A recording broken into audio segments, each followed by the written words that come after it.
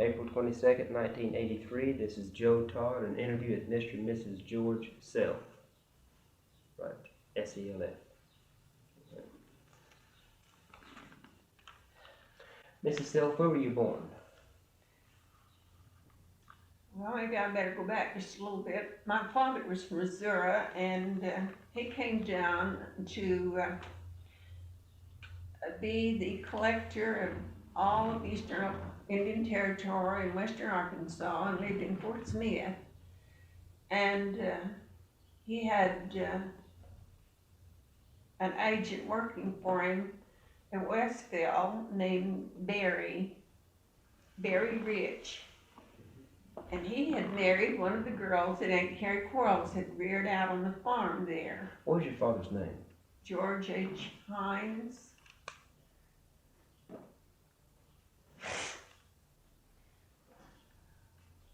So at that time, that was about 1902, there wasn't any hotels, nothing where they could stay. So when they were up in this area, he and Mr.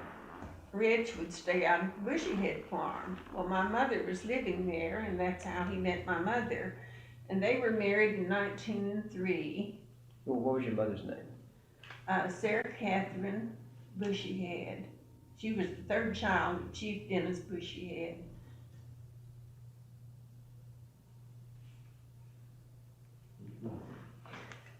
And that's how I met my mother. And so after a time they were married. They lived on in Fort Smith their first year, and then they moved to Tahlequah. In the meantime, they began allotting land, and part of this land that we had across the road was my mother's allotment. Then my father bought extra land and added to it and finished up the place. Mm-hmm. But about 100 acres of this land that we have was my mother's allotment. So we've owned it, well, ever since about 1902. Mm-hmm. It's been in our family. How did they allot the land? Well, the government sent a man named Dawes here. I think there was 3 people on the commission. And everyone that, I guess it was of the Indian Cherokee lineage was, I think Muskogee was the nearest land office. And they allowed you to pick out the land you wanted if someone else didn't already have it, you know. When the Indians came, it was held in common, but now like the Bushyheads had moved over there on that land, and so when it came time to allot it, they just went over and asked for the land where they lived. Well, when my mother and father were married, a lot of people had already chosen their lands, you know, and my mother hadn't chosen any, so a man named Tom Still was going to allot this land, and my father told me that he gave him $100 for his claim. Land would have been awfully cheap, maybe $1 an acre then, you know. And then he and my mother went over to Muskogee and filed for it, and that became her allotment. Now, I was too late. I was born in 1904, and they had some land left over after all the original allottees, you know, got theirs. So they divided it among the two-lates who came within the next 3 years. This 10 acres began right out here at the edge of our yard, and onto the fence down here was part of my allotment. See, by that time, most of the good land was taken, and then you had to take it in broken lots. I had another 10 acres over about 8 miles north and west of here, and then 90 acres just north of that, south of Chance, Oklahoma. Mm-hmm. How did they decide how much land you would get in the allotment? Well, I think at first, I believe they tried to give everyone 160 acres. I'm not sure of that. But it did depend a lot on the value of the land. The less valuable the land was, the more you could get. Of course, if you were too late, that probably didn't apply. You just took whatever was left that they could allow, I guess. So did everyone have a certain value of land that they were going to get? That's my understanding, that now if, you know, some people went out around the water in places where there was oil and got real good land. And I'm not sure whether they gave them all the same acreage, but it's kind of my understanding that they were just given land according to the value. How did they decide what the value of the land was? I don't know how they did that. Mm-hmm. There was a 3-man commission, and Dawes was the head of it, and their headquarters were in Muskogee. And a lot of the Indians even then didn't want to have their land allotted, you know, they'd rather have held it in common, but the government decided it should be done that way. Mm-hmm. And I guess it worked out better, really, later. Now, were you born here on your allotment? No, I was born in I mean, your Tahlequah. mother's allotment. I was born in Tahlequah. They owned this land, they'd already allotted it. And we moved over here when I was 2 years old at the house up on the hill here. And I've lived here ever since. Okay, and when's your birthday? September the 5th. I was born 1904. I'll be 79 years old then. Mm-hmm.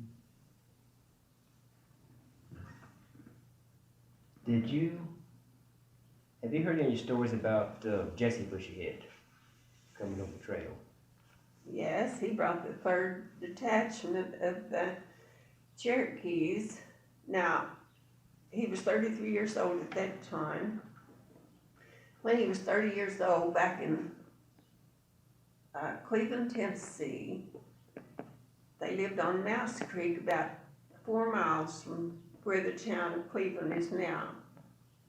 But the town is built up till the high school building is built right where their old home used to be.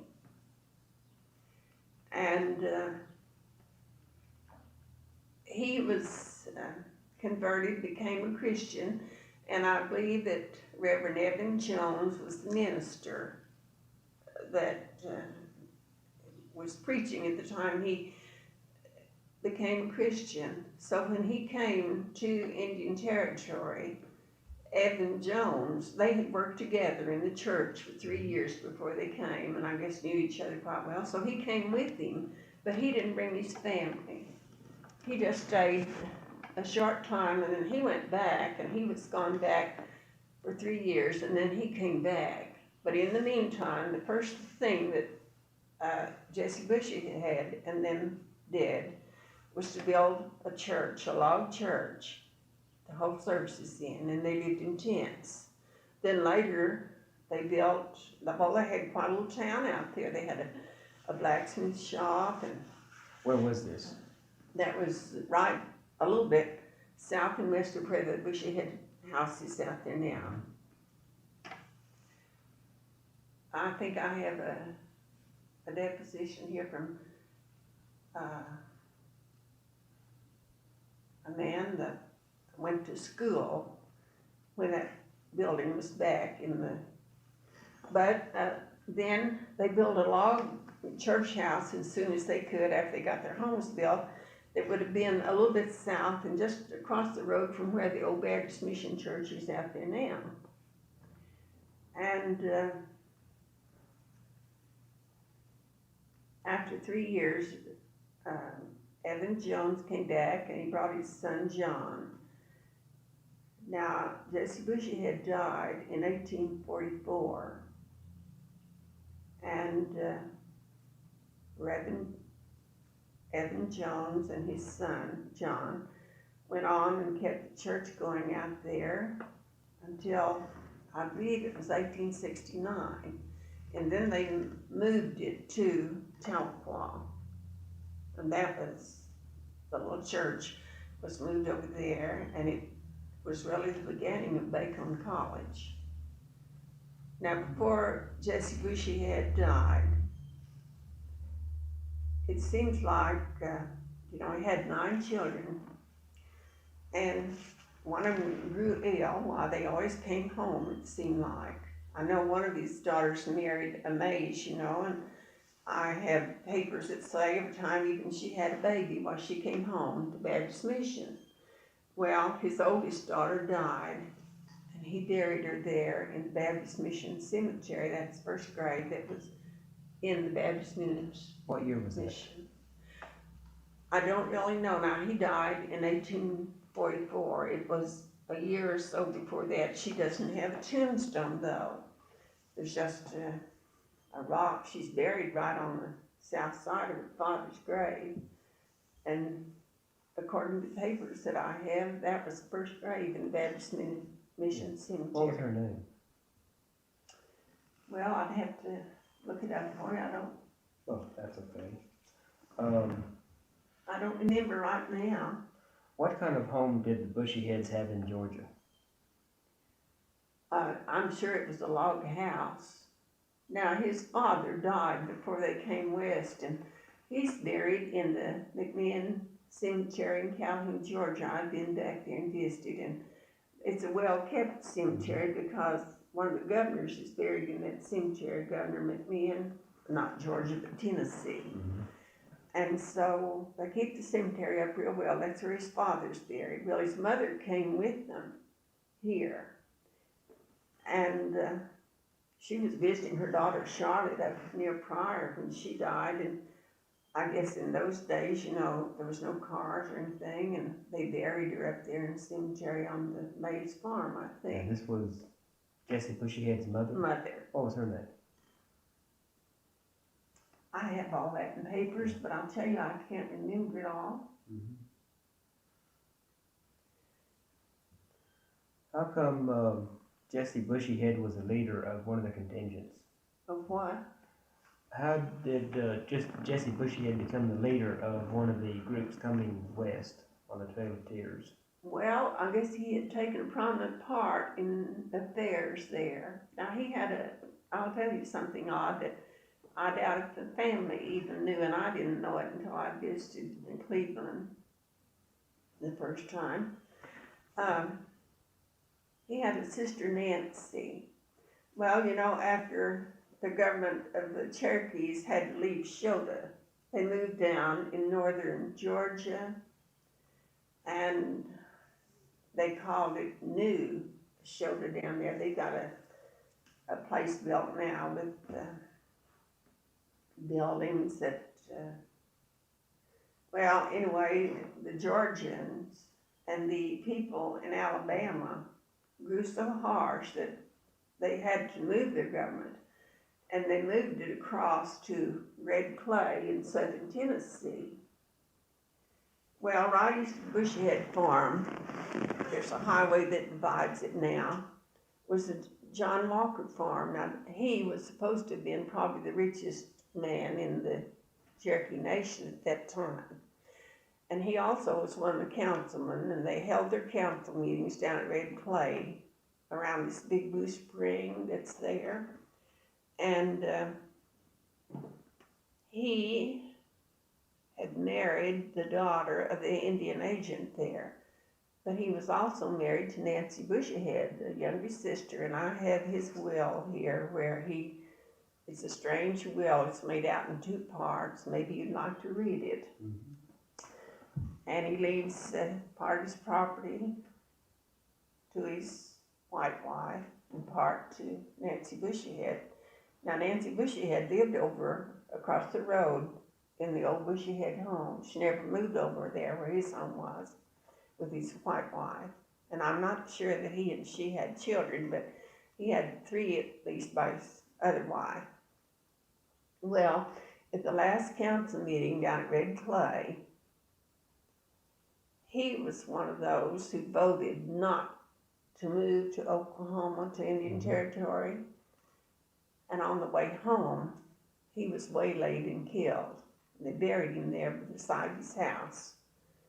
And I visited all these places, and I didn't know much about that until my 2 younger daughters and I visited there, and we met Colonel James F. Corn, who's quite a historian, and through him I've met other historians there. There's Mr. and Miss Carmichael that have been here and visited and taken a lot of pictures for us, different places. He's quite a historian too. Let me get this will, it's real interesting, and I don't think most of my family here knew it, but Colonel Corn got the will for me from the court there in Tennessee. Mm-hmm.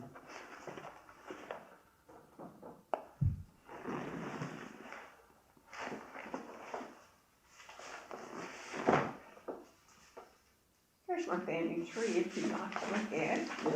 Well, I find this will, but it's here. I just picked out a few of these papers that I thought you might be interested in seeing.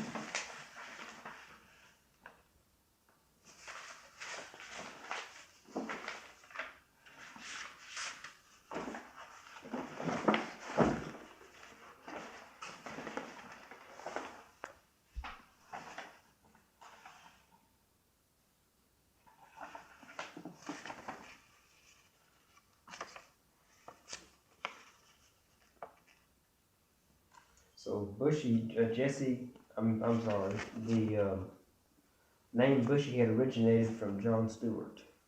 Yes. Now this first child, well, they only had one child. After his work at Fort Loudon was finished, the government sent him down in Florida. And I think he lived about 13 years after that. And in some official duties for the government, and he died down there.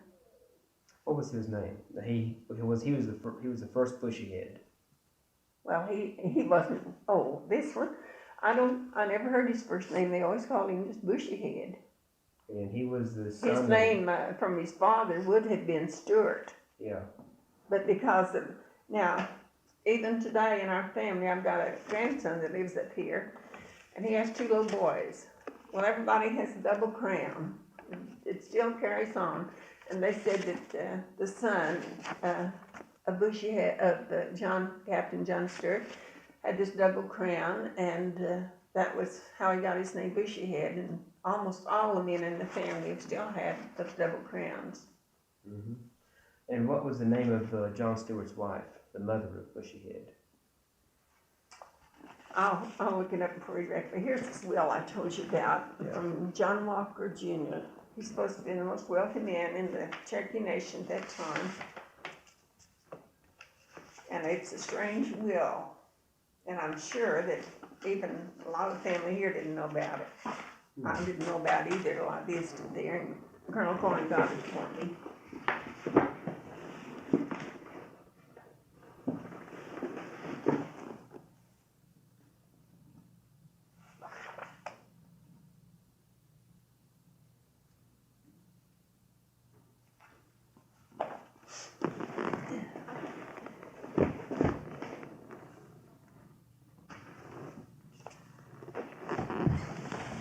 I'll get the other for you in just a minute. He's also, Okay. Oh, yeah. I'll go ahead with that too. Yeah, I saw a Foreman Nanny here. Foreman. She was an Indian lady that for some reason befriended him. A lot of those people were murdered. They were attacked by the Indians, you know, at Fort Loudon. And she helped him escape. I think he dressed in women's clothes or something, I heard. And she knew trails to get him away from there and helped him to get away without being killed.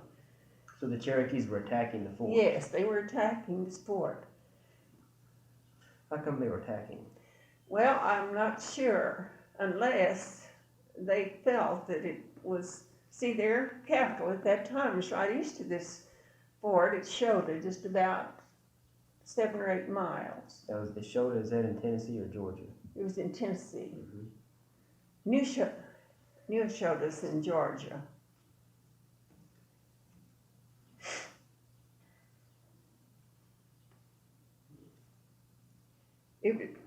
It was probably been there. It's probably 7 or 8 miles. It's almost straight east from Fort Loudon. Mm-hmm.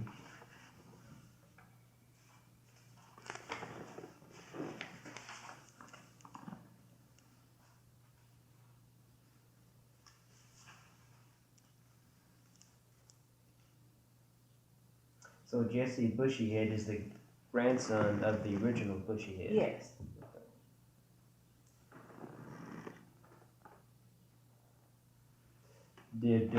Have you heard any stories about the Trail of Tears coming over with Jesse Bushyhead?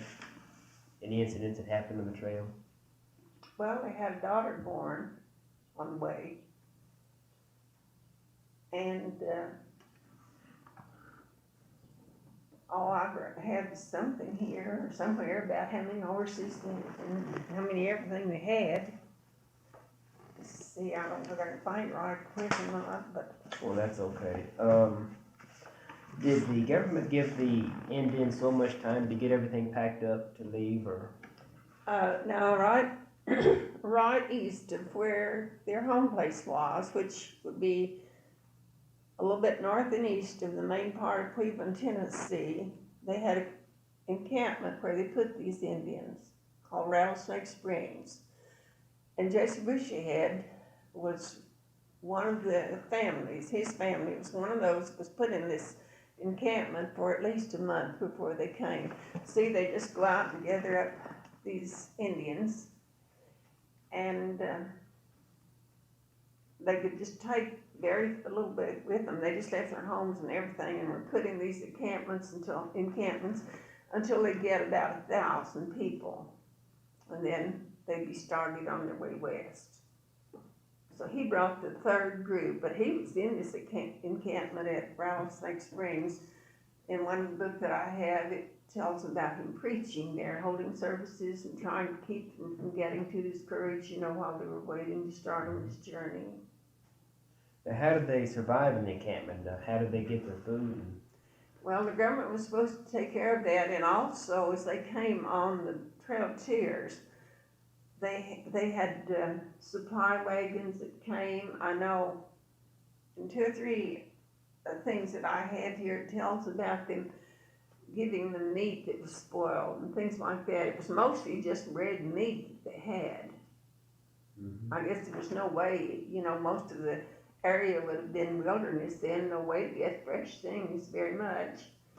And I guess there's no way to refrigerate anything either. So most of their rations was just, and a lot of it was cornbread, I know I've read. Mm-hmm. Which route did they take from Rattlesnake Springs? They came up to Cape Girardeau, Missouri, and crossed the Mississippi River there, and while they were waiting, now this is, I don't know that I've ever heard this except from the family, but they had to stay there about 6 weeks for the river because it flooded the stage and they couldn't cross. And while they were waiting there, Jesse Bushyhead and his wife had a daughter born to them. Mm-hmm. How long did it take to get to Indian Territory? Well, they started on September the 3rd. I can remember that so well because his birthday, he's exactly 100 years older than I am. My birthday's on September the 5th, and his is. It was late February, I think, when they came. I read that last night somewhere. I know they left Rattlesnake Springs there in Tennessee on September the 3rd. What year? His detachment. That would have been in 1827. Oh, they left early then. Well, there's 2 ahead of them, but several came later. And well, see, they had to spend most of the winter on that trail, which would have been the very worst time. I don't know though, the heat in summer they said was terrible too. Mm-hmm. And how long did it take to get to Indian Territory? Well, I believe they got here on the 28th of February, this group, in 1828? The next year. Mm-hmm. I was talking to some people and they said that most of the Cherokees arrived in 1834, 1835. Well, there was an earlier bunch. They had quite a division in the Cherokee government there. And John Ross, of course, was chief, and he was one of those, and he and Jesse Bushyhead always worked real close together. But he was one of those who wouldn't give up for removal. Well, the Ridges and the Boudinants and some of the other group signed papers. They didn't really have the legal authority, but they did it, in which they agreed to move, you know. So they came on early. That was why, after the later ones all came, you know, they had a massacre and several of those people were killed. One of them right over here east of us at Cincinnati, Arkansas, I believe Major Ridge was one that was killed there, but the ones who didn't agree to come on resented that very much because they didn't think that they should have to give up their lands and everything they had there, you know, and just leave. Now, after they came, of course, in February, they wouldn't have any food. There was no stores, anything.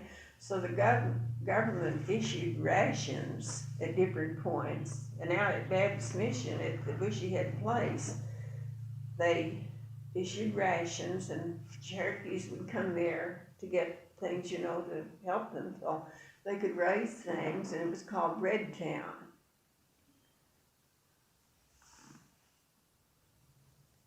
Later, they put a post office there called Baptist.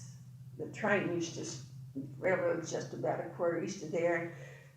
They had to meet the train and they dropped the mail off there. When I was a little girl, my mother died before I was 4 years old, and my father used to be on the State Board of Agriculture right after Oklahoma became a state, and he'd have to be away quite a bit, and I'd stay over there carrying them at Baptist Mission. And I can remember they had, down where those chicken houses are near the road, they had a great big building they used as a store. And I can remember just, often Indian people would come and ask for things, you know, and Aunt Carrie and Uncle Bill would always give them food. It wasn't free anymore. They had to furnish it, but because they'd had Red Town there, you know, at first, well, they just got the idea that if they needed anything, they'd just go there, and I think I never saw them turn anybody away. This is your aunt and uncle? Well, it would be my great aunt and uncle. She was my mother's father's sister, Carrie Bushyhead. Her name was Carolyn. She and her husband are both buried out in Baptist Mission Cemetery there. And they lived in the old Bushyhead home? She's the one that he left the place to. Most of the others had already, well, several of them went to Tahlequah. The son that became chief, he was in the Eastern College for almost 4 years, and then he was on his way home and his father died. So one of the boys went to Fort Gibson and started a store. One of the boys stayed out here, and he died and is buried out at Baptist Mission. I think he was 27 when he died. I don't know what his trouble was. A long time before I was born, I never heard any family say anything about it, but he's got a tombstone out there by his father. And then, after Dennis came home, I think he went over to Fort Gibson and stayed a lot. But then he went to California, and he was out there for 17 years. When he came back, he did come to Fort Gibson, and that's where he met my grandmother. She had been married to an A there, and during the Civil War, her husband was out in the yard, and some soldiers came by and shot him and killed him, and they buried him there in the yard.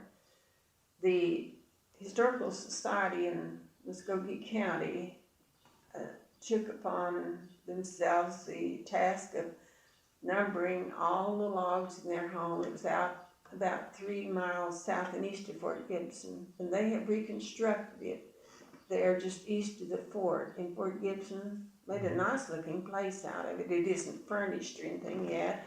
I have some things of my grandmother's I'm going to give them when they get it ready, but I have her Bible and some large pictures of the family.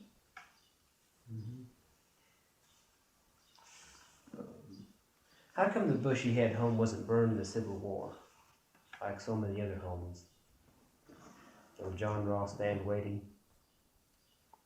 Well, maybe it was because of the location. I don't know. Tahlequah was the capital city. John Ross's home was right south of Tahlequah. And the only reason I can count, well, in many books that I have, it says that Jesse Bushyhead was the only person who could walk through the nation at that time with no weapons, just his Bible. You may have read that too, I don't know, but I think in one of these chronicles of Oklahoma that statement is made, but I have read it in several things, and maybe it's because they thought he wasn't a troublemaker or anything, I don't know. So he could walk through the Cherokee Nation without carrying a weapon? Yes. So he was friendly to both sides then? I guess he was.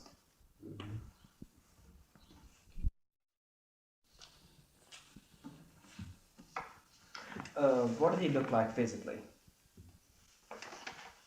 He was a nice looking man. I think they only ever had one portrait of him. And they have a copy of it over the museum at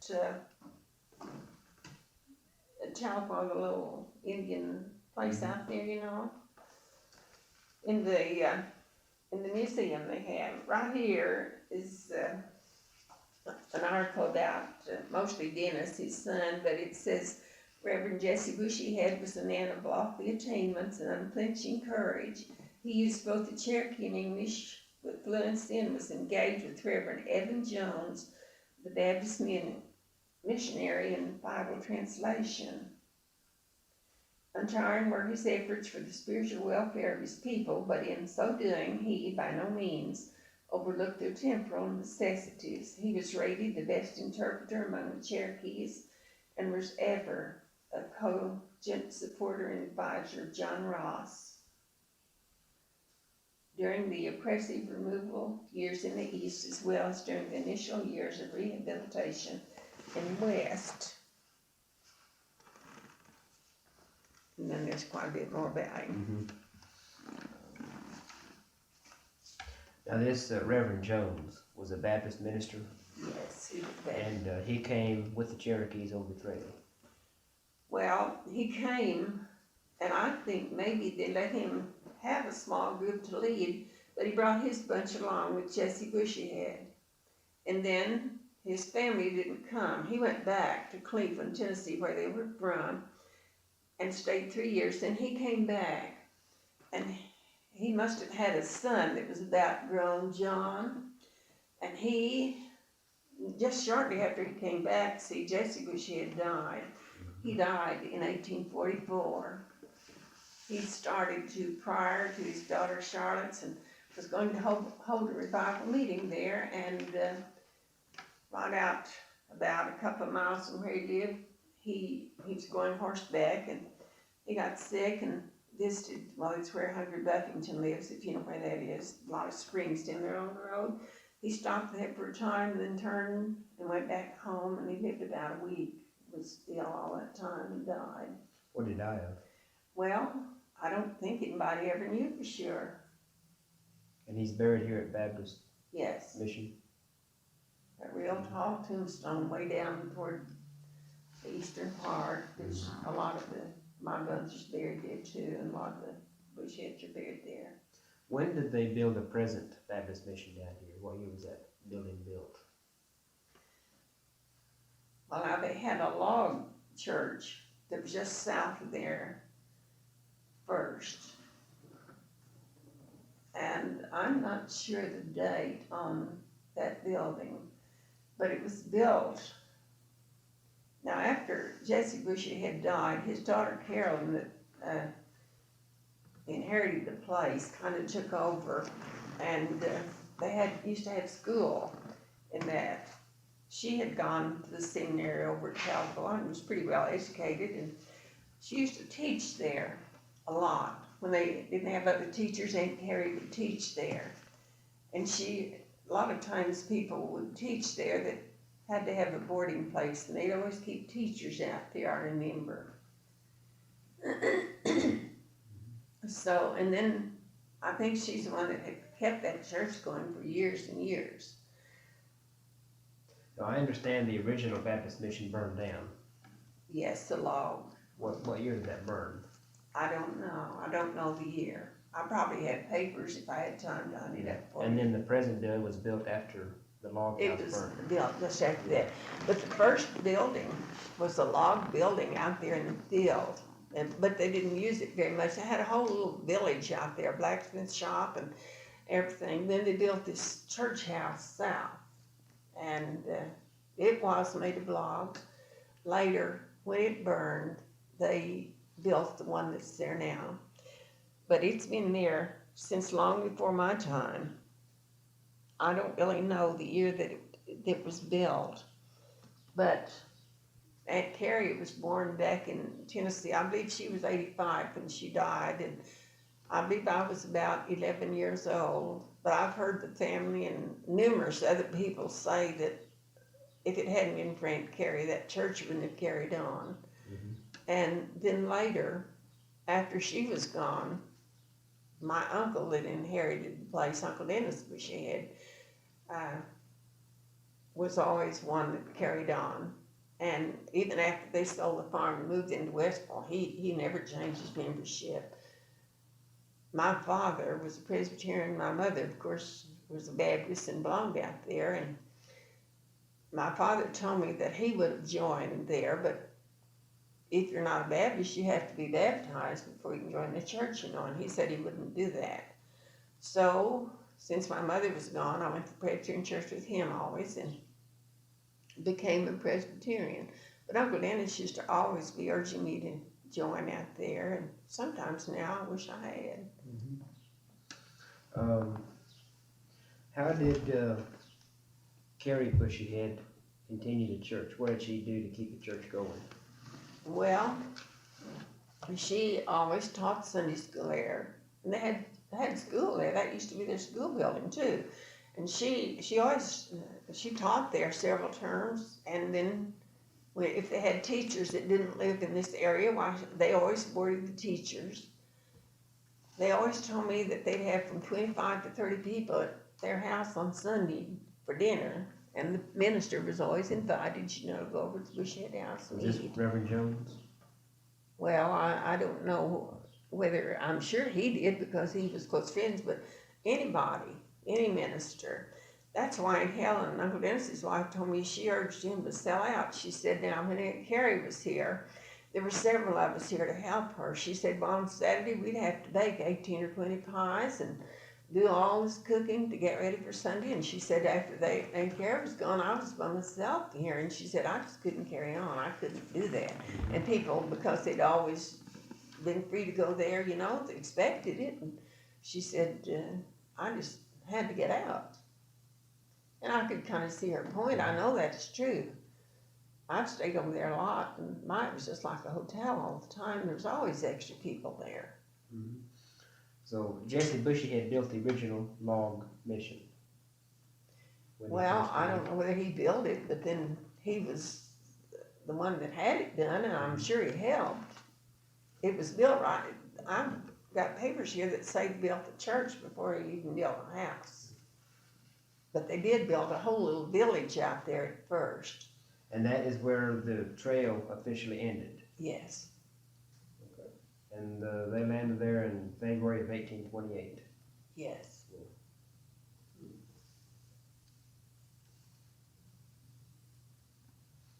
When was the cemetery established there? Let me see. I believe I might get the date for you.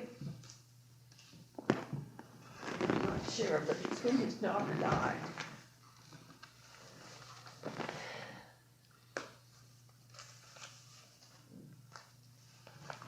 have to look in here just a little bit. I've got so many scrapbooks in my. Mm-hmm. Now, which church did they move to Muskogee that became Bacon College? Well, in 1869, I believe, Reverend Jones and his son John had continued working there after Jesse Bushyhead died in 1844. And then in 1869, they moved this to a building in Tahlequah. And it continued there. They moved this church, but they went on and had Baptist Mission out here even after they left. They didn't close that church, but they moved whatever their part of it over there. And later it became Bacon College. Now I think Mr. Holstein has been the one that did most of the work on getting the history of that written up.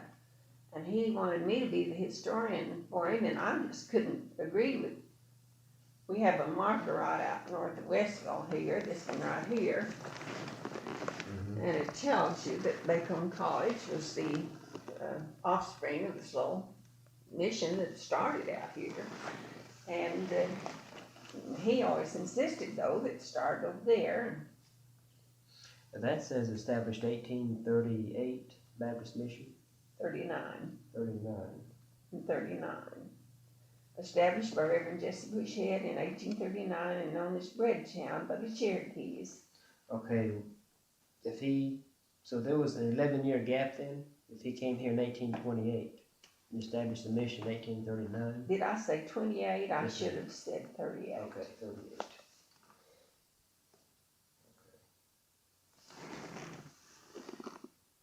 Well, now here's a piece about the Jones, if you want to read it. You might get some information there that you wanted.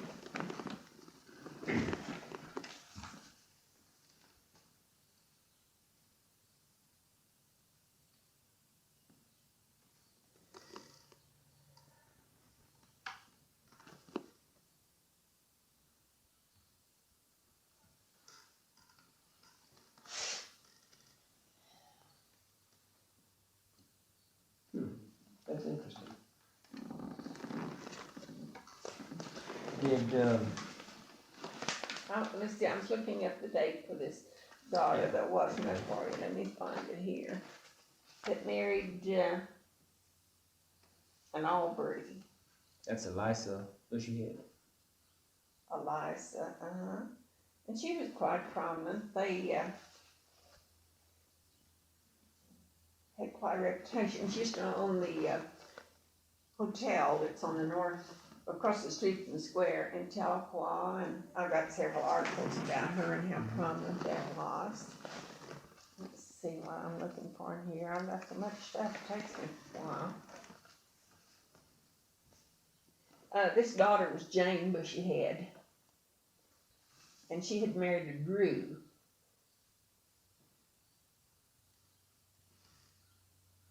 And hers was the first grave in the cemetery? That's what papers that I have say. That she came home ill and died, and her father, Jesse Bushyhead, went out. Now, before this, though, two people had died and were buried up in this pasture south of Baptist Mission Cemetery. Now, I've never had anything official about that, but Aunt Helen told me that, there's two ponds there. And she said those ponds were made right over the graves of those two people on the farm south of there. And I have heard that one of those people was related to the Bushyheads, but I've never heard the name of either one of them, and I don't know who they were. I don't think Aunt Helen or Uncle Dennis knew either.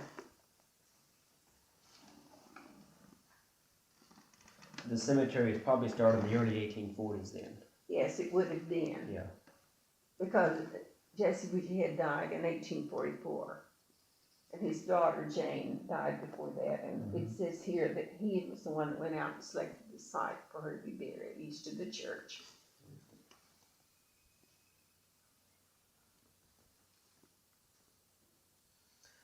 Did any of the women in your family attend the Cherokee Female Seminary? Oh yes, my mother went to school there. Aunt Carrie did, and Aunt Eliza did, her sister. And They're all graduates of that. My mother later went up in Missouri, close to Kansas City, to some school. She was one of the early day teachers here, and Carrie was a teacher, and Eliza, her sister, was a teacher. Now, did they attend the old seminary or the new seminary? Well, it would have been the old, then, I guess. Or the one that burned down? Because, you know, they built Seminary Hall. Yeah, no. I should imagine probably they attended the old one. Did they ever talk about going to school there? Well, I was such a little kid at that time that if they did, I wouldn't have paid any mind. Seeing Carrie died when I was 11. My mother died when I was about 3 and a half. And Eliza died. All these older ones died before I was very old. We spoke of the house, though, that used to be my grandmother's home over at Fort Gibson that they had restored. And here's a picture of it right here. This is rebuilt now inside Fort Gibson, just across the road from the old fort. I think John Martin's grave is right there close to it too.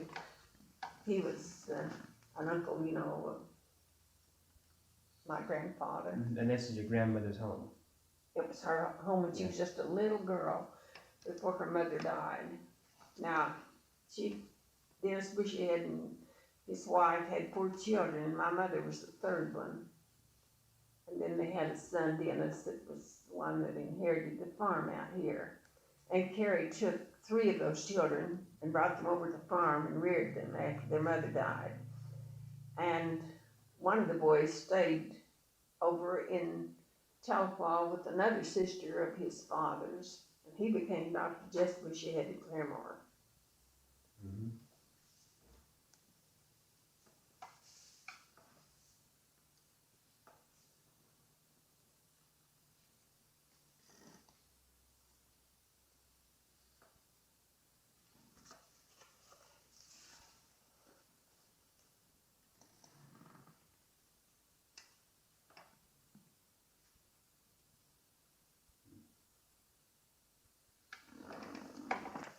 You said that Jesse Bushyhead led the 3rd group. Yes.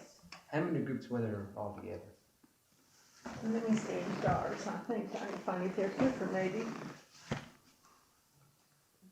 I've got a lot of places, but I believe. And there was an average of 1,000 people in each group. Well, something near that many. They tried to get, you know, just about 1,000 people.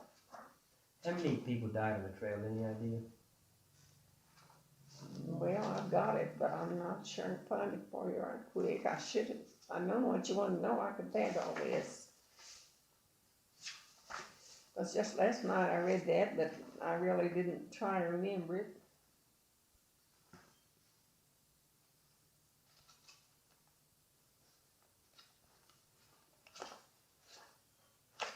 Well, I mentioned it earlier. Well, that's okay. Well, I read somewhere last night about his group and how many, it was right near 1,000, and how many died. And they always had a few deserters, you know, people that would start and they'd slip away. Now, he had a brother, Robert, and I'm not sure he ever came here. You know, a lot of them hid in the mountains down there in North Carolina. No, it was George, not Robert. But George has a son that still lives down at Cherokee. He has a prominent part in this play, this drama that they have down in Cherokee. And about 3 years ago, the state, Cole, this historian that I told you that I knew in Cleveland, had bought 100 acres where this Big Blue Spring used to be, Rattlesnake Springs, where the Cherokees moved their government. It was just out of doors. There was no buildings there, but they'd meet around this big spring. And when they met there for the last time to hear the president's reply to them about whether they were going to have to move or not, or right after that,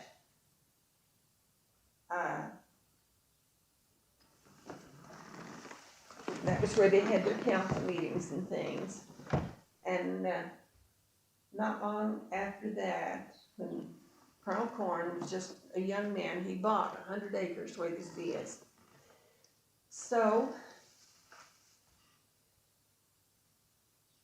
last 10 years or so, the state of Tennessee bought that from him. He said he knew sometime it would be real important historically, you know. And they have restored it. They have quite a thing they're going now. I attended their opening day, and they really added a lot to it.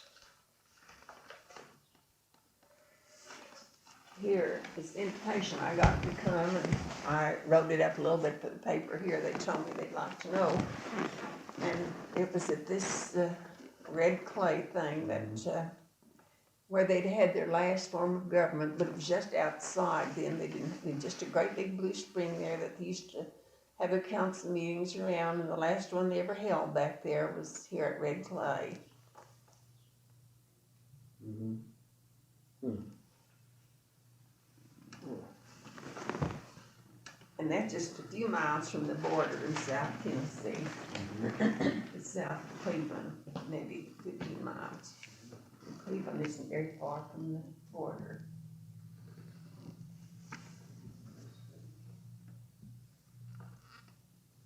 Was Jesse Bushyhead a farmer? Well, I don't know how much farming he did. He worked real closely with John Ross, you know, even before they came to Oklahoma over the Trail of Tears. He had worked with him. They always lived on the farm, and I assume that they had some farming done, but I don't know how much he did. And he was supposed to be real fluent in the Cherokee language, and I know they had some trouble with the Seminoles while they still lived in Tennessee, and he was sent down there as an interpreter, and he used to go to Washington for them many times to appear before Congress, you know, and present their case to Congress.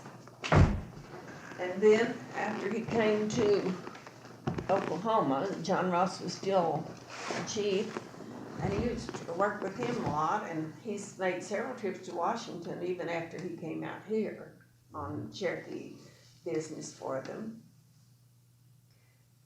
Did he bring his slaves with him? I don't think he brought any here, and I'm not sure he ever owned any. Anyway, you know, his uncle, John Martin, was the first Chief Justice of the Cherokee Supreme Court. Their building is over there in Tahlequah, you know, right on the, across from the square on the southeast corner. And after John Martin, I don't know whether he died or whether he got older and retired, why Jesse Bushyhead was appointed Chief Justice of the Supreme Court, and he was still holding that office at his death. Mm-hmm. Who was Going Snake? Well, we've had a lot of comments on that, and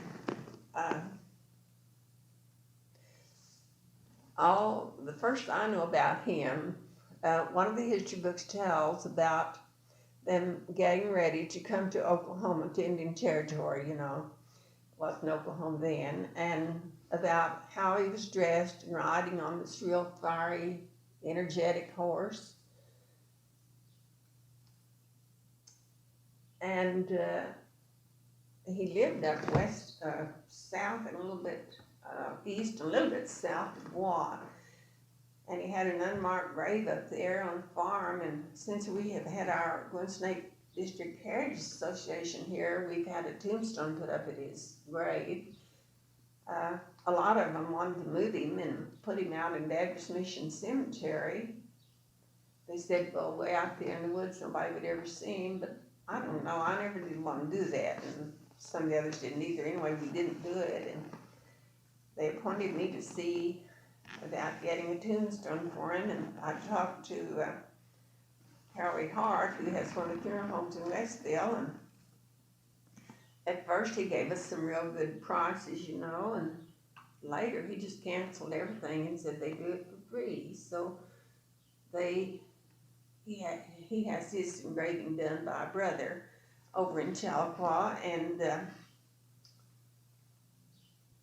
they took a stone that somebody had ordered and didn't use and just chiseled it off, that maybe a fourth of an inch or so, and made it real nice tombstone and installed it and everything. It didn't cost our association anything. When did, any idea when Golden Snake died? I don't believe we were ever able to find any dates on that. Now, he has some relatives, I believe, that live in Tahlequah. That's what someone there told us, but we never were able to contact anybody. So very little is known about him. He must have been quite an important personage, though, to have had this district named for him, and it seems like more should be known about him, but I really don't know enough to tell you. Mm-hmm. We've tried to find everybody that we knew, we contacted, and no one seems to really know a great deal about him. Do you know the origin of the Cherokee people? Is there any stories or legends? Yes, I think I've got some of those that you might like to read, and that might tell you more than I could. Or have you heard I don't any- know why, I've always been interested in history, and I clip out everything. And have you heard any stories from like your great aunts or your grandmother about the origin of the Cherokees?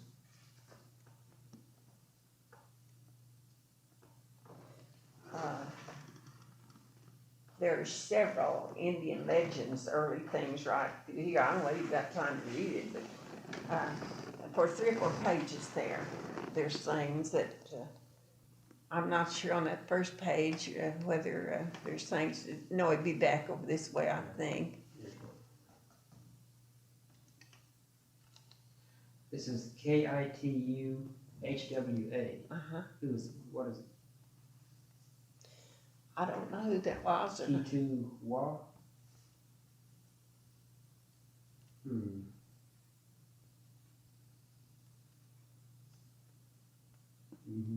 I've always been interested in history. When I was a little girl, my daddy was a great reader, and he was interested in history, and so I majored in history when I went to college. I've got near 40 hours in college history, and everything I think that pertains to history I put in a scrapbook. I've got 4 or 5 of these books, and I don't know whether anybody else will ever be interested in them or not, but I'll have to get them down sometimes and read them, and I don't really try to retain what I read because I've got it written, but... You're familiar with the Sky Rock, aren't you? What? The Sky Rock? No. That supposedly it's up in the sky somewhere with the Cherokees. That's one story I've heard. There's a big rock up in the sky. I never heard that. Yes. Is it supposed to be some sort of a protected... How many districts within the Cherokee Nation? was there one for each clan? I'm not sure. It might be 9, but I'm not positive that's right.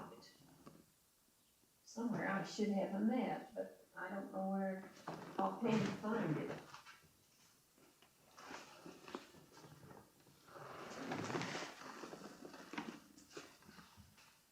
Did you ever know anyone that went to the Sequoia Convention? No, not personally, I don't think. Are you familiar with the convention? Well, I've read about it a lot, but other than that, I wouldn't know anything about it.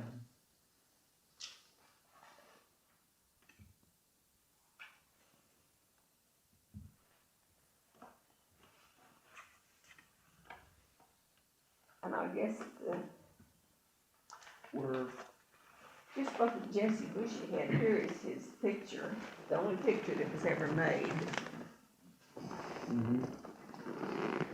They have a large picture of him hanging, I guess a reproduction from this, hanging in the museum over Yeah. at the Tahlequah Where is complex. this? Where's the original painting? Well, it used to belong to Mrs. McSpadden, who would have been my mother's first cousin in Tahlequah. And she and her husband are both dead. Now they've got several children, and I don't know what they've done with the original picture. Mm-hmm. But there's been a lot of reproductions made of it. But this is supposedly the only picture that he ever had made.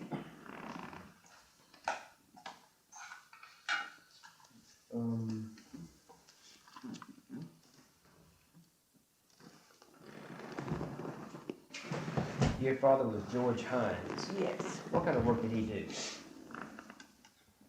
Well, when he was a young man, he became interested in the lumber business, and he lived in Springfield, Missouri, and he worked in a lumber yard there for a long time. Later, he moved to Lebanon, Missouri, and bought his own lumber yard. And then, I guess when he was about 40, his wife died, and he said he was pretty broken up, and he sold his lumber yard, and he got a job with the International Harvester Company as a collector. And they sent him down to this area. He had western Arkansas and Indian Territory, and he traveled with a horse and buggy. He moved to Fort Smith, and he lived there a year. And of course, he had to come up through this area collecting. And he hired a man named Barry Rich at Westville. And Barry Rich had married one of the girls that was reared by Aunt Carrie out on the farm. So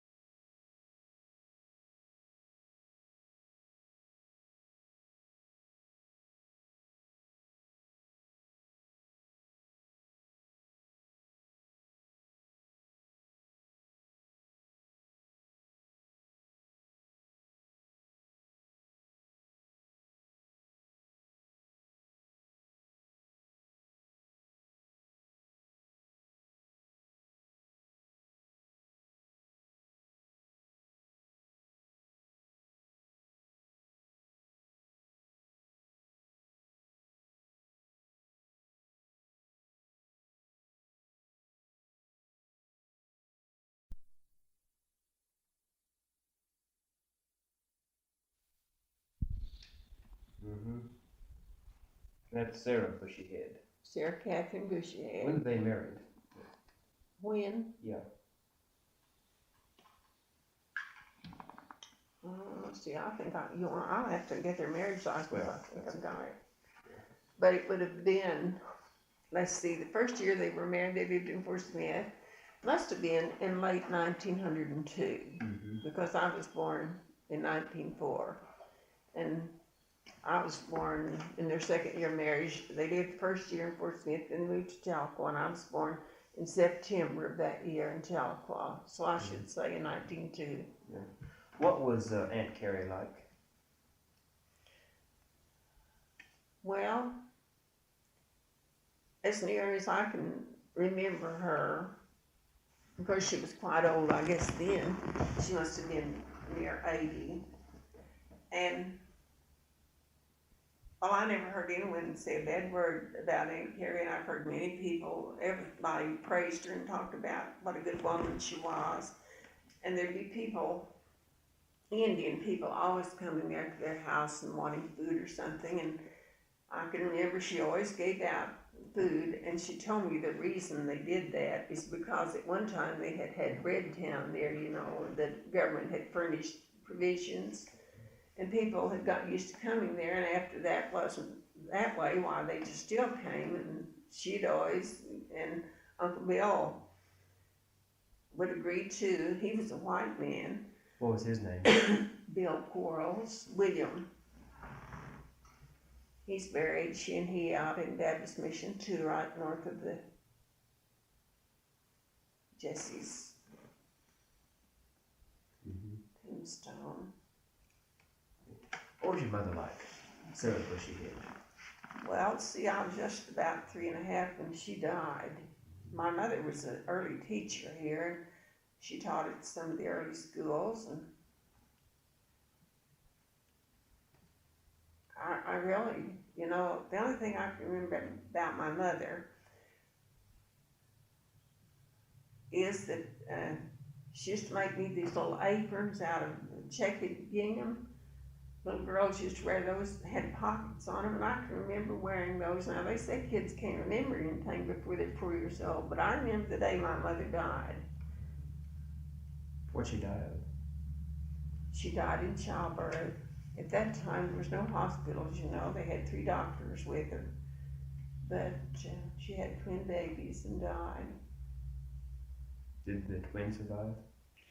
Well, one of them lived about 20 minutes. They were both boys, and I, of course, was up with one of the neighbors, but they said he lived about 20 minutes. The other one lived to be almost 7 months old, but he always had some kind of kidney problem, and he died when he was about 7 months old.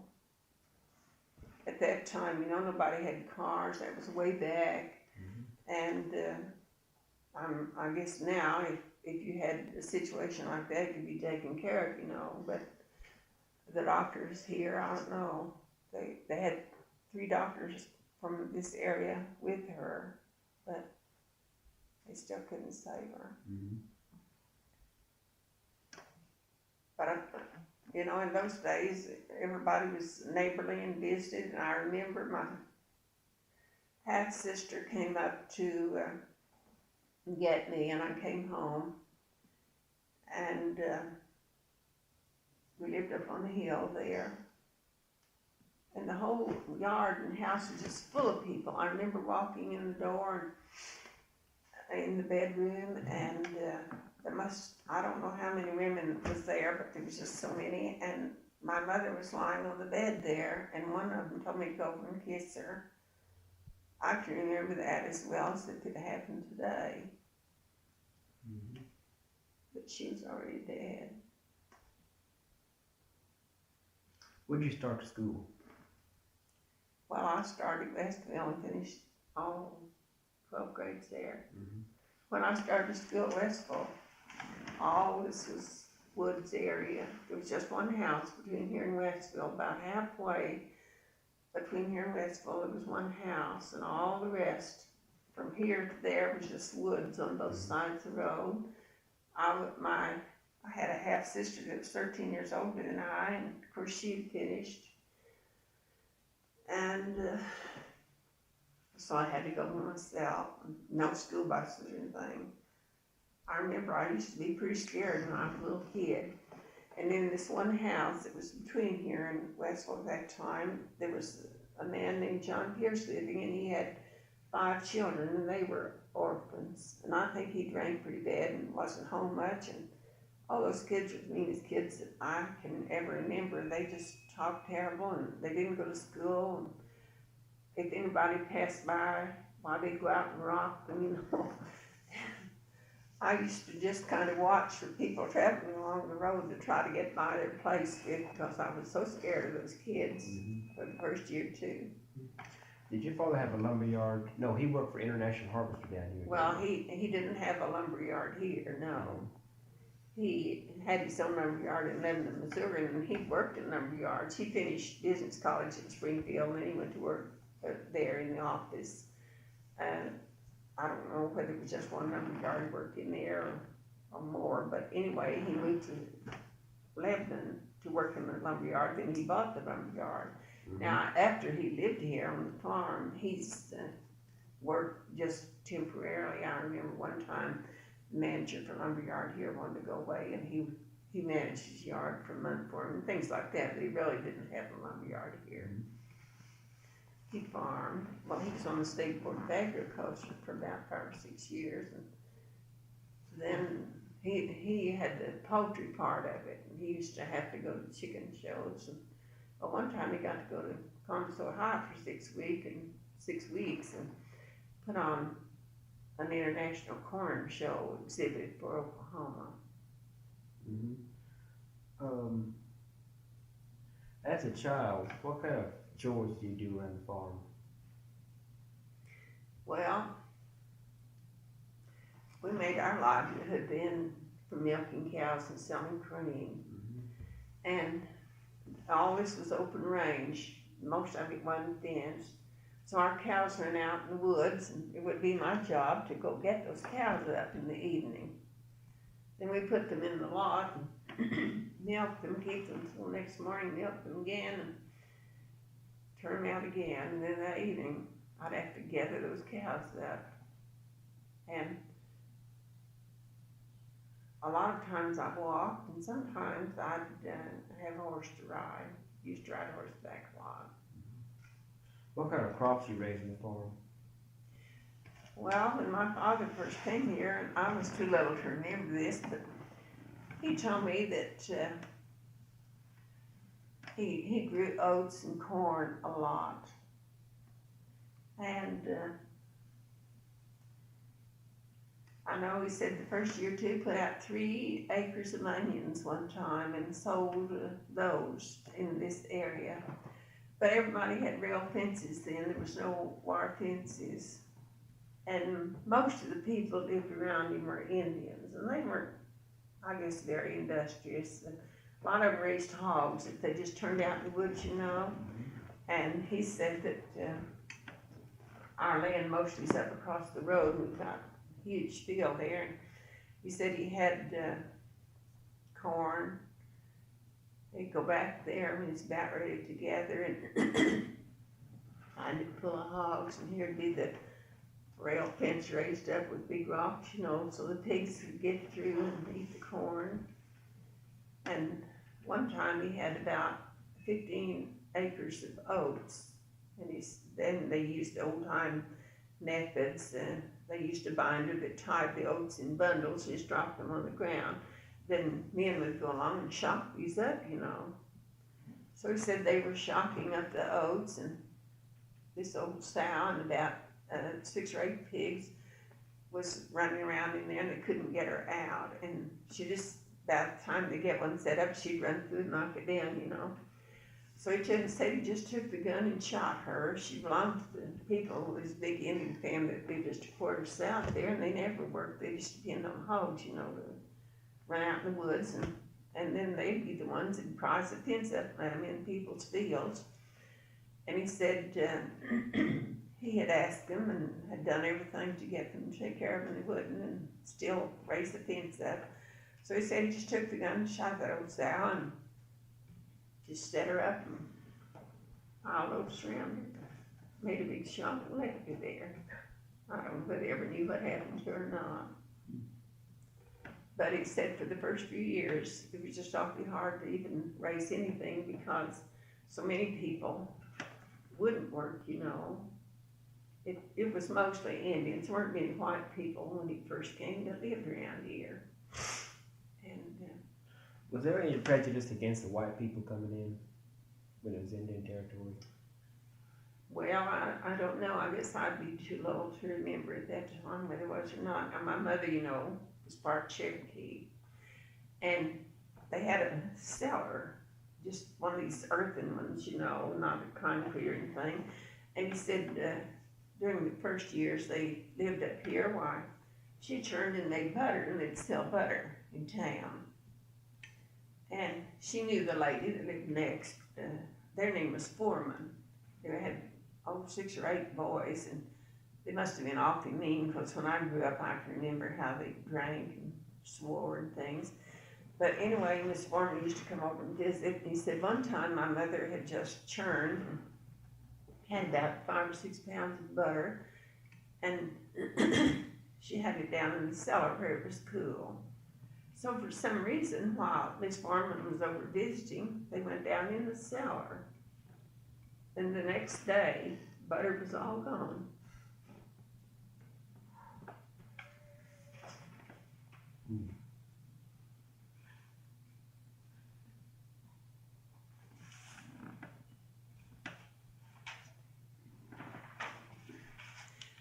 The odd thing is, though, even when I was about 10 or 12, the Foreman still lived there. Miss Foreman had died, and I guess those boys really got wild after that.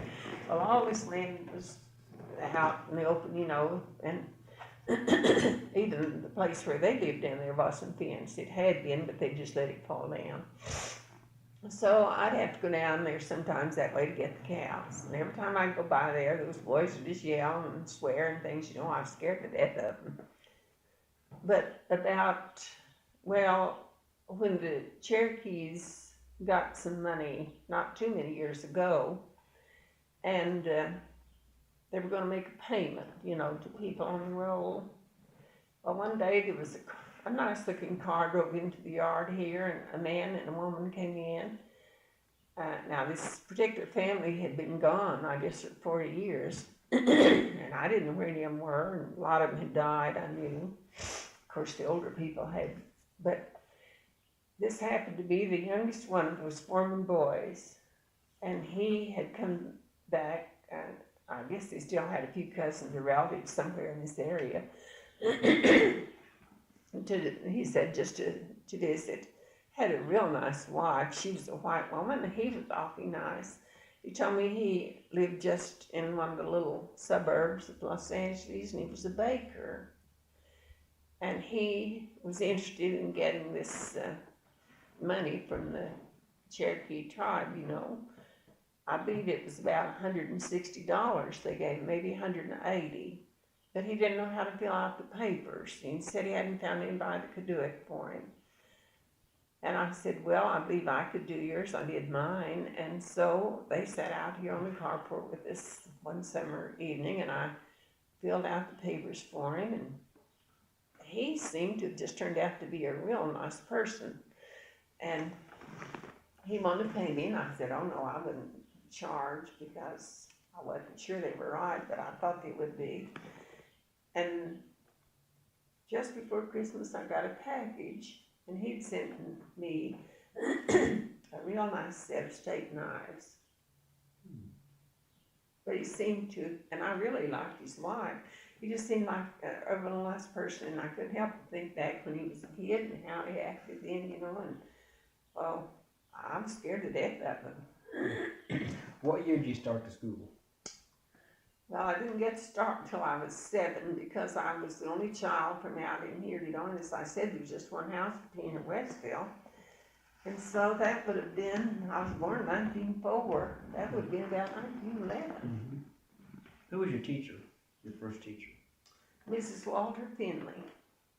She was from Springdale. And what was your favorite subject? History. I've always loved history. Of course, didn't have history then. I don't know whether I had a favorite subject or not. The first day I went to school, I don't guess I'd even been to town very many times. And nobody told me, you know. I guess they thought that maybe, well, I don't know what they thought, but noon came, and the children in town, you know, all started to go home, so I thought it was time to go home. My people had taken me up there that day in the morning, and I assumed they were going to come after me that evening, but at that time I didn't, and I just walked home by myself. I'd never done that before, you know. I hadn't been to town too many times, and it was all woods, and when I came walking in, well, they just almost, well, couldn't believe, you know. They said, well, we were going to come get you. And I said, well, everybody else went home. I thought time to go home. That was first day of school. This particular teacher, though, was my first grade teacher, and she and her husband lived there in town, and it turned out that a lot of times, you know, the weather would be real bad, snow or things, and so she asked my parents if I couldn't always go home and stay the night with her. And I did that, and my father, I know, offered to pay, but she would never take it, so she was unusual. But I've had lots of good teachers. After I finished high school here, my father just really didn't have the means to send me on to college, but I got a job teaching, made $40 a month. Where at? Down south of Christie here in a little one-room school. I had 68 pupils. Some of them were older than I. I know the first day I went up there to teach, had these 3 great big girls. 2 of them had already finished 8th grade, but there was no buses. They couldn't go on still to the high school, so they just kept coming back there. They'd been coming for about 3 years in 8th grade. First thing, somebody told me that the teacher the year before couldn't work some of the arithmetic problems, and so these girls had complained, and they got the county superintendent and the school board to come up and have the teacher get up in front of word problems. I could just see myself, you know, up there, and maybe couldn't do it either. But it worked out all right. I just never had that experience quite. And I taught there 2 years. They raised my salary to $45 the next month, the next year. And then the home district down here, that was a real poor district. They had 2 schools in the district, but no railroads, no railroad money, you know, and that's where most of the country schools got their money. So the 3rd year I came to Green, my home district, and they started me. I only had 4 grades, 2 to teach. I took the primary, the first 4, and I got $80 a month. And the next year I got $100 a month there. And then the next year I had gotten married, and my husband was working away in Arkansas all the time, and so they wanted me to come back, but I told them that I thought maybe I wouldn't teach. So I had our 3 older children, and I didn't teach for about 10 years, and I started back to teaching, so I taught 32 years altogether, and the last 11 I taught at Westville, and the others just in rural schools around. Then I've worked as a tutor with Indian children in Westville schools for 4 years, since I quit teaching. As a child, what did the town of Westville look like?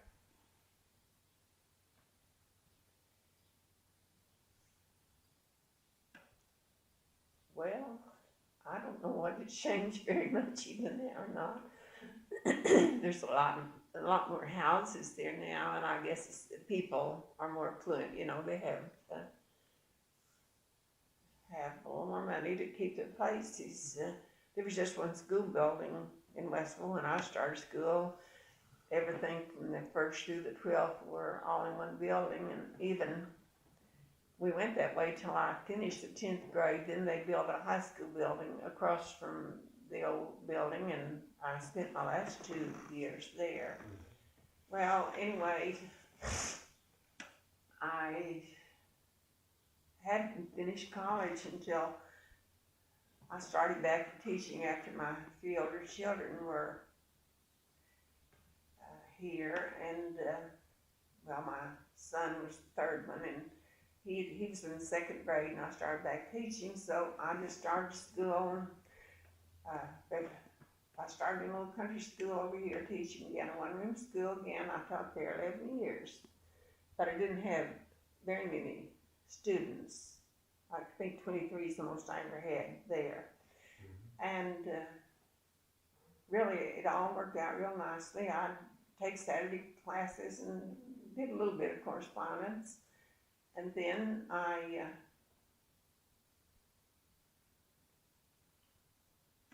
would go in the summers. So I got my master's at Tahlequah, and then my middle daughter is the coordinator of the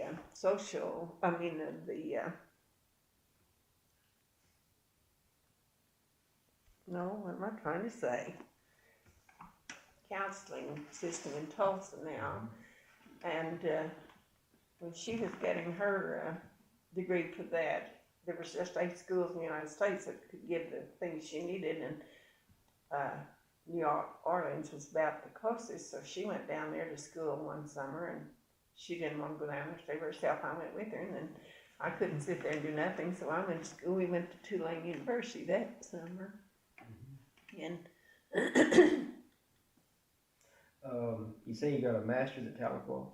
yes, What did you take your undergraduate work? Tahlequah mostly. Well, one summer, my husband was a bridge builder. He was working in Batesville, and I went to school at Batesville College there.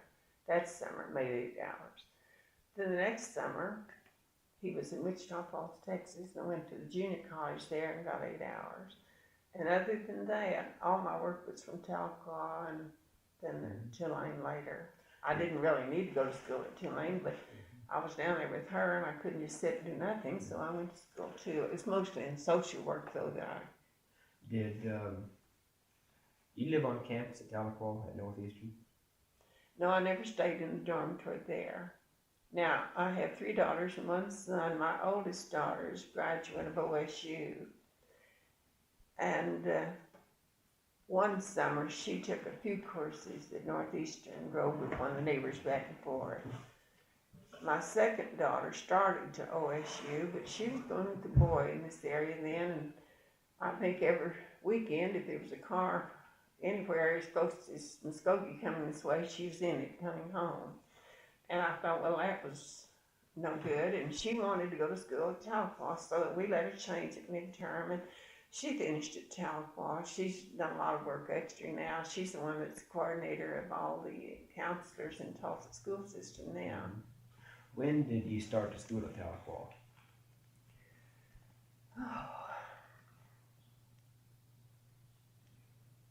Well, it's probably about 1925. How big was the school then? One near as big as it is now. They had Bagley and the administration building. Well, it's the old administration building, you know, there. And they didn't have many of the other buildings there then. What is Seminary Hall used for? Well, it was Seminary Hall then. I mean, it was the administration building then. I don't know if it used for it was classrooms then. That's where most of my classes were. And I think the first summer or 2 that I went, I'm not sure they even had any dormitories there, but they were built soon after. Did you board in Tahlequah then? Yes, the first summer, I stayed on Going Snake Street right there, just off campus. 17 girls, about 4 of us to a room, and another girl and I from Westville and 2 girls from Bonita stayed in the room together. How big were the rooms? Well, we weren't very big. We did light housekeeping, a few of us, and they had a big screened-in porch at the back of the house, and then a little area where we did our cooking. We had to kind of take shifts, you know, to manage to get in. And I know we were all poor. The girl from Westville that I stayed with, we didn't even raise a garden. That was before I was married. And she'd bring a lot of fresh things from home. So we were just kind of struggling along, you know, and we'd buy bacon, though, and had a little ice box. Nobody had refrigerators then, I remember. So the people we stayed with had a cat, and of course the cat wasn't supposed to ever get on that porch, but a time or 2 it got in and ate up a lot of our things. And we talked to the lady about, you know, because it really was a handicap for us. So she just never did anything about it. Well, sometime at the 1st of July, or maybe a little bit before, she moved her dining table out there. And they'd eat their meals there, her family. Well, this girl from Westville and I, we'd ride the train up to the depot, you know, way up there in the southwestern part, and have to walk way down through town to go and snake. And on the 4th of July, they'd always have street dancing, big celebration, you know. Okay, that summer we took our things and went on up where we stayed on Glen Snake, and there was their table all set, you know, she just had everything good to eat. There was cake and pies there and all kinds of things. And the old cat was there at the door mewing. And that was real mean, I guess, but we got the old cat and we just walked her all over the table. We made footprints in the cakes, you know, and the pies, and awful. But she had been so mean to us and wouldn't do anything about the cat when it would, you know, it could always get in when our things were there. So she came home. They'd all gone downtown, you know, for the celebration when they'd by there, this girl and I. She came home and she said, did y'all see the cat? No, we hadn't seen the cat. And she told us what had happened. You know, we just couldn't believe that. But it's awful what kids will do sometimes.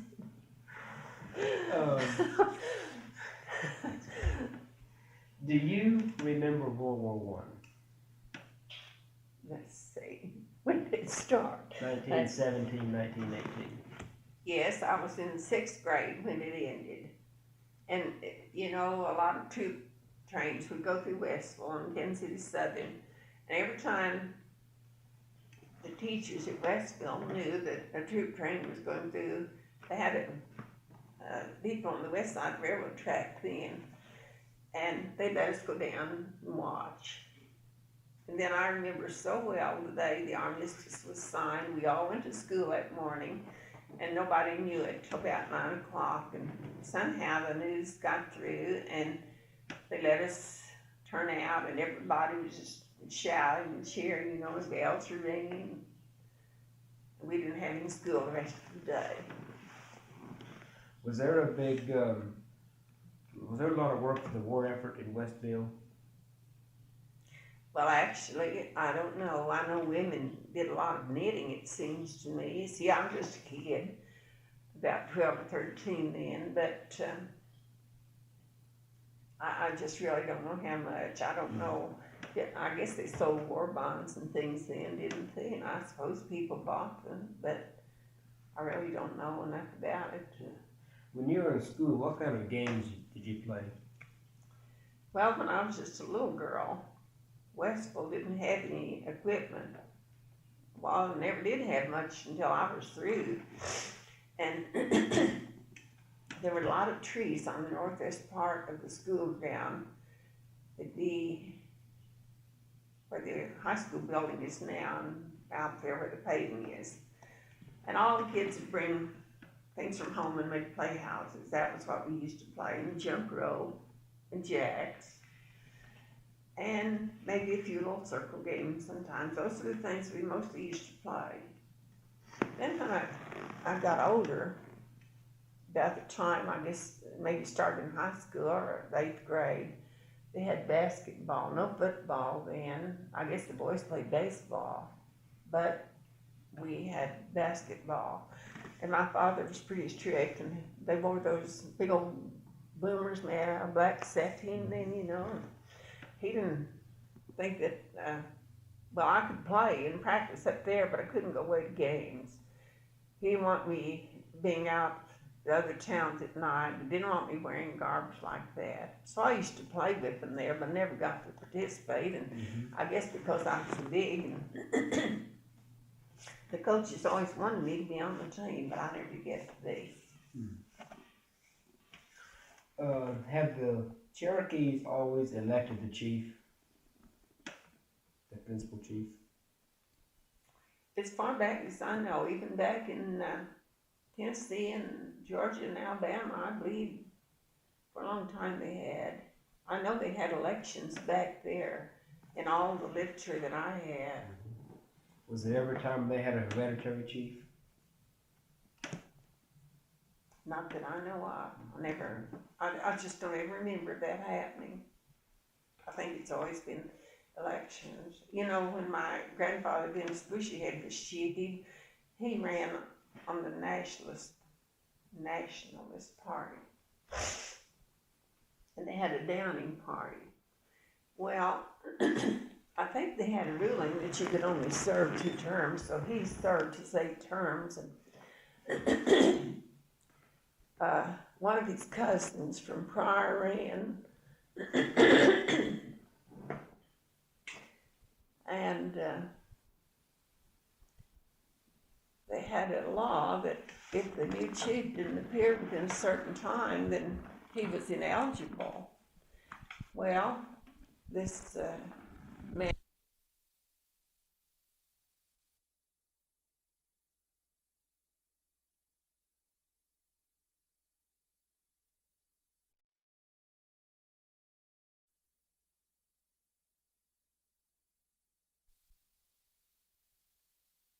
hadn't ran. He didn't want it.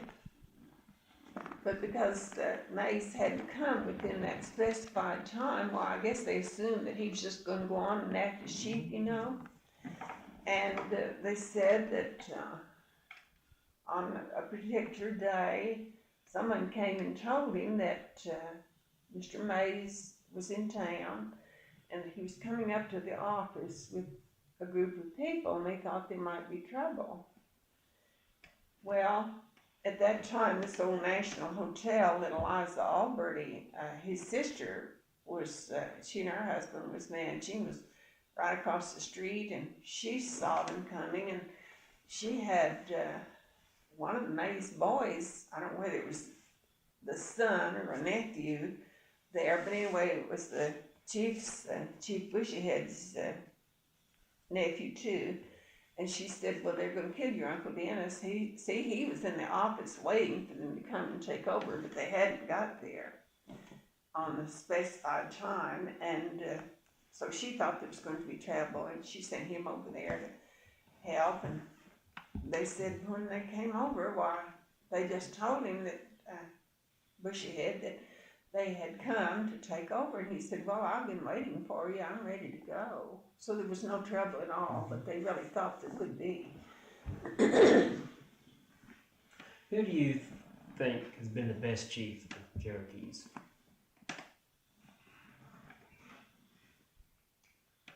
Well, I don't know probably anyone earlier than John Ross, but he was chief for many, many terms, and I'm sure he was a wonderful chief. Now, I've got a whole, I've been to the Western Civilization Library at Norman, and there's some young man that got his doctorate by writing up and gathering papers for Dennis Bushyhead, and I spent $100 in that library writing off material about my grandfather. And I've got editorials from almost every newspaper in the eastern half of Oklahoma regarding him, and they're all good. But he, of course, wasn't chief very long. I'd probably say that maybe John Ross. I really don't know now. That's just my. What are the main duties of the chief? Well, I suppose it'd be just kind of like president or anything. Now, all of these are from different newspapers at the time of my grandfather's death. And I got these from this Western Civilization Library. I've got more than this too, but this many.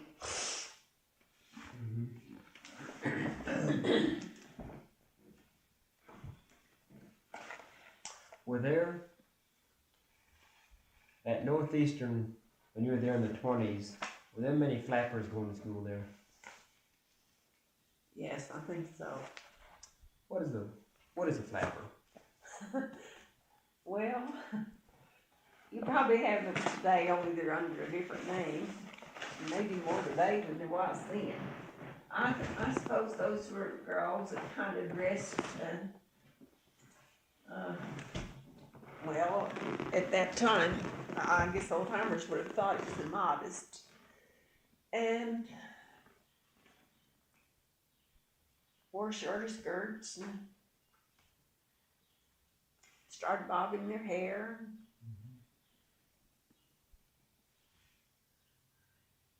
maybe didn't conform to propriety as we understood it then. Can you give me some recipes for, I'll call it Indian dishes? Well, I'm not too familiar because I haven't cared for the food. The only thing that I'd be familiar with, I guess, that they make is knutsy.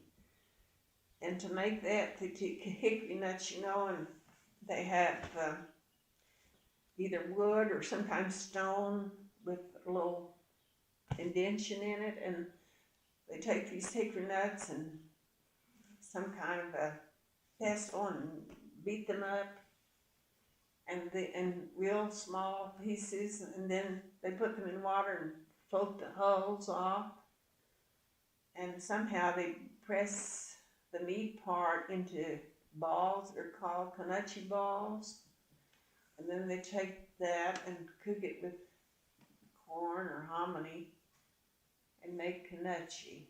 Mm-hmm. And because it's, I guess the nuts have so much oil, it tastes real greasy. You can eat it with salt or with sugar, but I don't like it at all. Have you ever eaten knutsy? No, never have. I don't think you'd like it either. I didn't like it. Now, my son-in-law owns some land back of us here, and right along the road next to a well-traveled road, it's blacktop like this one, there's a great big hickory tree that always has hickory nuts on it, and there's a full-blood woman that lives right down here, and every year she'll stop and ask me if she can have those hickory nuts. And the first year I didn't know where she meant, and I said, well, I'm sure he wouldn't care if you get him the nuts, but he might not like you climbing over his fence if you go through the gate and around. And she said, oh, it isn't fenced. He ran his fence up to here, and then somebody owned this 10 acres, and he hadn't built a fence down here then, so here was the tree. So I told her to go ahead and get it. Well, she comes every year and asks me if she can have them. I always tell her yes. I said, but the first year I said, what are you going to do with the nuts? And she said she's going to make knutsy. What's her name? Her name is Hammer, Melinda Hammer. She's Mrs. Dave Hammer. The Hammers are one of the old full-blood families that live around here, and let's see, we have 5 or 6 families of them. One at the street here, one out there. Well, I know this particular family, they have an Indian house. You know, we have a lot of Indian houses here, and I believe theirs has 5 bedrooms, I'm not sure, and so they usually have 1 or 2 married children, and their children living with them. They always have a lot. Did, when you were a child, did the old people ever talk about the removal? Were there any ill feelings about that among the older people? I never heard anybody ever mention that, never.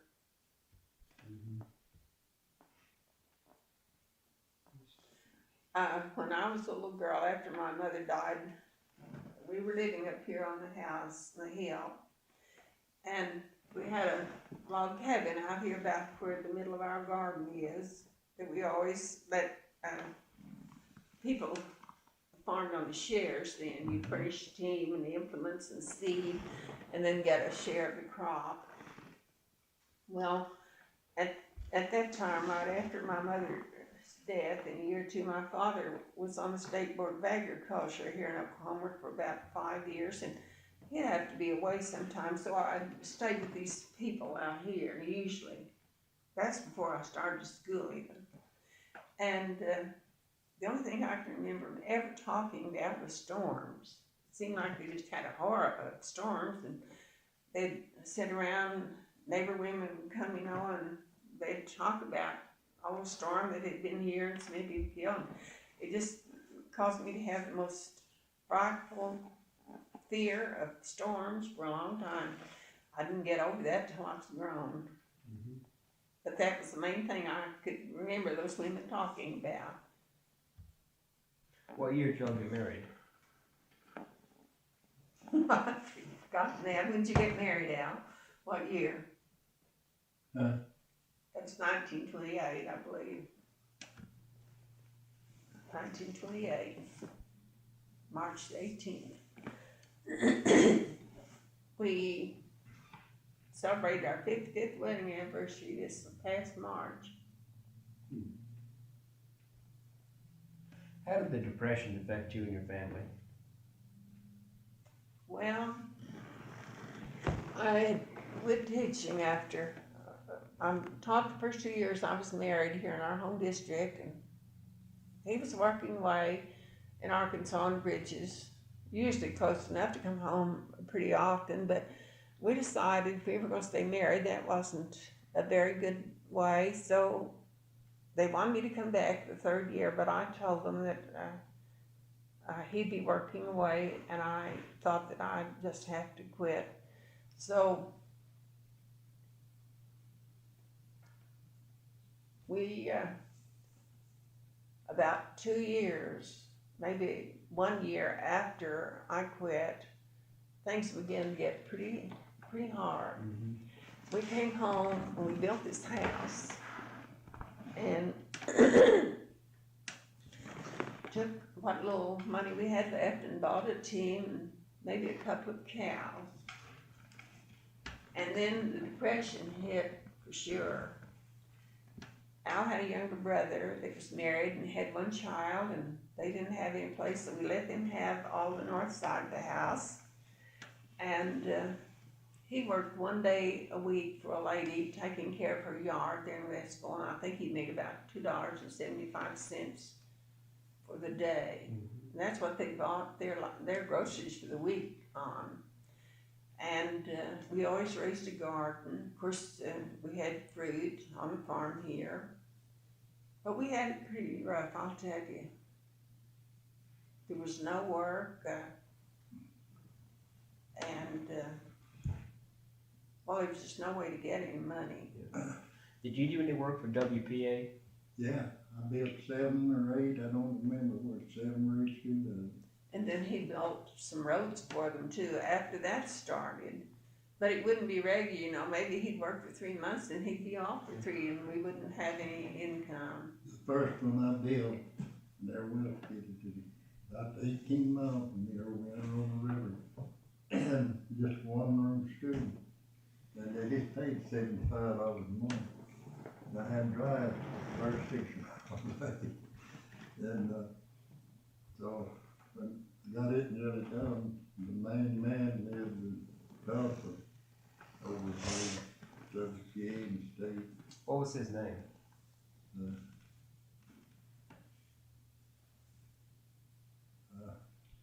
I don't know, Ray Lindsay was one at the head of it. I've got a letter in that from. Well, it was all political, and the person in this county, there was a Mr. Jones that was postmaster still. Well, Jack Nichols was our congressman, and his wife, Mrs. Jones, was one that decided who got jobs here. It was political, pure and simple. Now, since then, since WPA days, why, Al's done a lot of work. He's built a lot of those buildings up at Westville School and the medical center in Westville and several other buildings up there. But during that time, it was, I think you got $150 a month, didn't you? Well, after I built the first one, I told them if they wanted to build another. I said, to the engineer, the man, he had one engineer over the whole county, you know, so I told him, I said, I'll build it. I said, I don't think $75 is enough money. I said, I wouldn't care to build some more. There was a raise wages. He said, well, they were on the, you're gonna get double it. Yeah. So I got $150 a month from them on 17 days. And then 4 men is working on it. They got $21 labor bid. A month. 17 days. And stone masons and carpenters and stuff like that, they got $28 for 7. Al built this West Peavine School, and he said he had a man. How far was he walking each day? About each way about 8 miles. Oh, they walk 16 miles a day. Well, no, it's 8 each 8 way. each way. And said sometimes he'd get there a little bit late, but he said he never did dock him because I he never meant did it would dock walk him. 8 miles. I knew a man that walked that far with, he's entitled to it. And last day, when I finished up, he, come up to me at the end, and he said, you know how many miles I've walked? Yeah, about 5 months. And he walked 17 days a month for 5 months. And he had it figured up on a piece of paper and showed it to me, said that was how many miles I walked. I don't remember how much more, but I still got one of them, what they call the 301, you know, the drone that put out and how much money is allowed and everything. Well, when, there's been times when Al's been called back to do bridge work, but when my father got so old, way up in his late 70s, he had an $1,800 loan on this place, 210 acres. So he told us if we would assume the loan that he just deed us the place. Okay, Al got a chance to go to California and we went out there and he worked and we left some cattle here on the farm. When we came back, we took the money we'd saved. We were out there from the 1st of August till the 17th of March. Came back and sold enough cattle to pay off the loan. And he's raised cattle. We've got almost 200 head up there now. So we've done very well financially. Our kids have all, we have, our oldest daughter is teaching in Westfield. This is her 28th or 9th year as vocational homemaking teacher there. Our second daughter is the coordinator for all the social services there in Tulsa school system. She's one of the 5 highest paid people there. And our son is a civil engineer. He was the vice president of Manhattan Construction Company for many, many years, and finally it got so much of their work was around Houston, they wanted him to live there, and he didn't want to, so he came back and started his own company about 5 years ago, and he's doing really well. His company's building the new post office at Tahlequah now, and he's building a big welfare building in Dakota, and he's helping on the Indian Hospital in Tahlequah and got several other smaller jobs, but he's done really well. And our youngest daughter graduated at OU, and her husband is a graduate of the pharmacy school at OU, and they have the Rexall drugstore in Coweta. She taught in Tulsa for about 10 years, and then they bought this drugstore and moved there, and she was driving back and forth and working at the drugstore so much, and really they're doing so well that she quit teaching and she just helped at the drugstore now. And lately they have adopted 3 little 3-quarter Indian girls from Adair County. So we have 3 new grandchildren now. Do you have any old photographs of your family? Well, probably. I'll have to go hunt some more things up for you. Just a minute, let me get these 2 before I get misplaced. Let me go see what I can find. I think that's the one too. Which building's that? Welfare building, still was, right on the west end of Fordham. That's the last job I done. Yeah. What year was that? Then 14 years ago.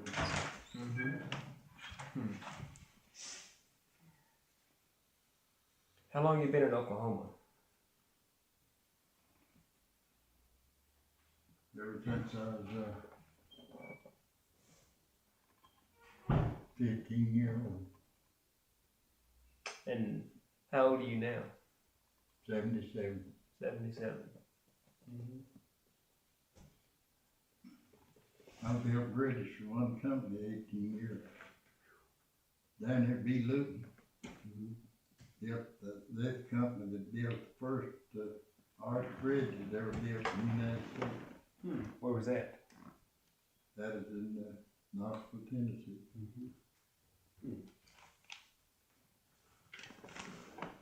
Copy free. Oh, do you? Yeah. Well, thank you. Oh,